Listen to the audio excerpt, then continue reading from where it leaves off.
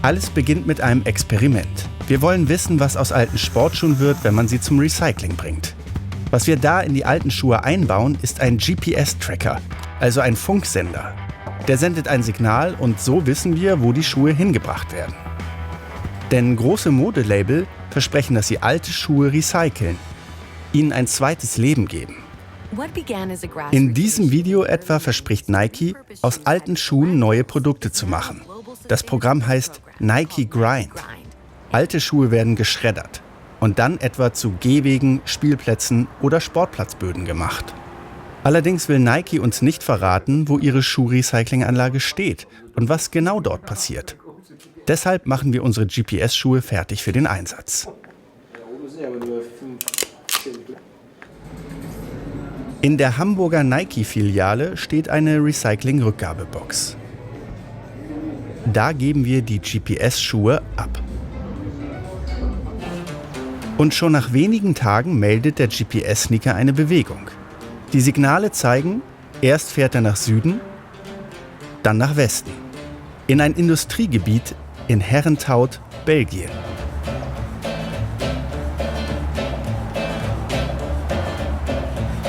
Und jetzt fahren wir einfach mal dahin, wo das letzte Signal hergekommen ist.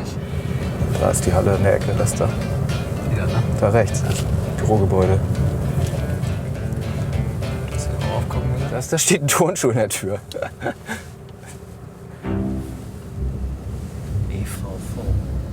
Da liegen Schuhe drin auf jeden Fall. Tatsächlich entdecken wir auch die Maschine, in der die Schuhe zerschreddert werden. Wir steigen aus und drehen mit versteckter Kamera. Unsere alten Schuhe sehen wir immer noch nicht. Dafür plötzlich etwas anderes. Schuhe, die wie neu aussehen. Ein Vorarbeiter kommt raus, erzählt uns, dass sie hauptsächlich für Nike arbeiten. Er würde uns die Anlage auch zeigen, aber Nike habe damit wohl ein Problem. Er sagt, sie schreddern alte Schuhe, aber vor allem auch neue. Wie kann das sein? Sind das alles Fehlproduktionen? Oder ist Nikes Programm vielleicht ein großer Schwindel und Nike vernichtet intakte Neuware? Um das herauszufinden, kaufen wir online neue Nike-Schuhe, präparieren sie wieder mit einem GPS-Tracker. Die Schuhe sehen perfekt aus. Der Tracker ist von außen nicht mal zu erahnen. So schicken wir sie an Nike zurück. Eigentlich müssten die Schuhe jetzt wieder in den Verkauf gehen. Die Schuhe bewegen sich zunächst in ein Logistikzentrum, nach Duisburg. Dann weiter nach Belgien. Dort steht die Nike Logistikzentrale Europa. Doch nach nur ein paar Tagen zeigt der Tracker erneut eine Bewegung. Und tatsächlich, die brandneuen Schuhe landen genau in derselben Recyclinganlage in Herenthout. Wir fahren wieder hin und versuchen mit einer Legende und versteckter Kamera in die Fabrik zu kommen. Wir sagen, wir suchen nach einem neuen Bodenbelag für die Tennisplätze unseres Vereins. Also hier ist die Adresse Nürnberg. Und siehe da, es klappt. Man glaubt uns. Erstmal sehen wir Kartons über Kartons. Sind da etwa neue Schuhe drin? Wir sind da reingekommen und konnten uns die ganze Zeit frei bewegen und alles war voll mit Neuware-Schuhen. Dann hat er mich rumgeführt, so ein Typ halt, der da arbeitet, ne, der Vorarbeiter. Und dann haben sie uns die Schuhe gezeigt und dann habe ich die noch mal in die Hand genommen und gedreht und gesagt, ach, die sind ja neu, so die Noppen gezeigt von den Fußballschuhen. Dann meinte er, ja, es sind super viele neue Schuhe. Ich so, ist das jetzt eine Ausnahme? Habt ihr nur heute neue Schuhe? Meint er, nee, es sind oft neue Schuhe. Die Schuhe sind oft makellos, ohne einen Kratzer, ohne irgendeine Beschädigung. Wir finden sogar einen Retourenschein von zurückgeschickten Schuhen. All diese Schuhe könnten wohl noch getragen werden. Aber sie werden zerstört. Die geschredderten Schuhe landen in Säcken. Mehr als 1400 Schuhe pro Sack. Und hier stehen Dutzende und Aberdutzende Säcke. Nike vernichtet also Retouren, nagelneue Schuhe. Und das offenbar im großen Stil.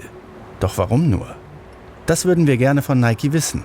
Doch der Konzern lehnt all unsere Interviewanfragen ab. Textilien sind ein Wegwerfprodukt geworden. Sie kosten nichts in der Herstellung. Sie fangen dann an, was zu kosten, wenn ich Logistikaufwand habe. Ich habe also meinen Laden, der ist voller Textilien. Heute ist es mal der grüne Schuh, morgen kommt dann der blaue. Was passiert mit dem Grünen? Der muss weg, den einzulagern, den Menschen zu bezahlen, die den einlagern, wohin bringen, wieder zurückholen. Das kostet Geld. Das bedeutet also, der Platz im Regal kostet mehr als das Produkt. Also muss es weg. Dann werden sie aus Kostengründen einfach vernichtet. Glasgow. Hier ist der Weltklimagipfel. Trotz aller Absagen, vielleicht bekommen wir hier ein Nike-Interview. Auf einem Nebenevent will der Nike-Nachhaltigkeitschef auftreten. Kurz davor passen wir ihn ab und präsentieren ihm unsere Recherchen. Es war ein nagelneuer, ungetragener Schuh und Nike hat ihn in sein Recyclingwerk geschickt. Nagelneu? Ja, warum zerstören Sie nagelneue Schuhe? Eigentlich strengen wir uns an, keine neuen Schuhe zu zerstören. Wir haben sogar extra das Programm Refurbished. Da kann man alte Schuhe einschicken. Wir reinigen sie und sie werden wieder verkauft. Ich bin total überrascht zu hören, was Sie da sagen, weil wir eben genau das nicht tun wollen. Es war eine Retoure, ein makelloser Schuh. Und wir waren in der Recyclinghalle und die war voller neuer Schuhe. Ich verstehe, was Sie sagen, aber ich kenne die genauen Details nicht von dem, was Sie beschreiben. Aber das ist sicher nichts, was wir systematisch machen würden. Wir versuchen, unseren Müll zu minimieren und Wertstoffe wiederzuverwenden. Deshalb würde ich wirklich gern mehr von dem hören, was Sie da recherchiert haben. Doch obwohl er so gern mehr hören würde, bricht seine Sprecherin das Interview ab. Wir sollen schriftlich nachfragen, sagt sie. Schriftlich räumt Nike jetzt plötzlich ein, dass auch Retouren vernichtet werden. Derzeit werden auch zurückgegebene Produkte, die Anzeichen von einer möglichen Beschädigung oder Gebrauchsspuren aufweisen, dem Recycling hinzugeführt. Anzeichen einer möglichen Beschädigung? Wie stellt man sowas fest? Da bleibt viel Raum für Interpretationen. Die Schuhe in der Recyclinganlage sahen jedenfalls meist unbeschädigt aus, gut zu tragen. Und deshalb verstößt Nike vermutlich sogar gegen deutsches Recht. Denn es gibt ein Gesetz, das die Vernichtung von Neuwaren verhindern soll. Schuhe etwa müssen erhalten werden. Auch ein Recycling ist gegen das Gesetz. Wir zeigen unsere Recherchen dem Bundesumweltministerium. Da kann dann im Ernstfall tatsächlich ein Bußgeld drohen von bis zu 100.000 €, so wie es im Kreislaufwirtschaftsgesetz festgelegt ist. Zum möglichen Gesetzesverstoß äußert sich Nike nicht. Aber 100.000 € würden den Milliardenkonzern auch kaum hart treffen. Und so geht das Vernichten wohl weiter. Experten schätzen, dass weltweit bis zu 30% aller Kleidungsstücke vernichtet werden. Ungetragen.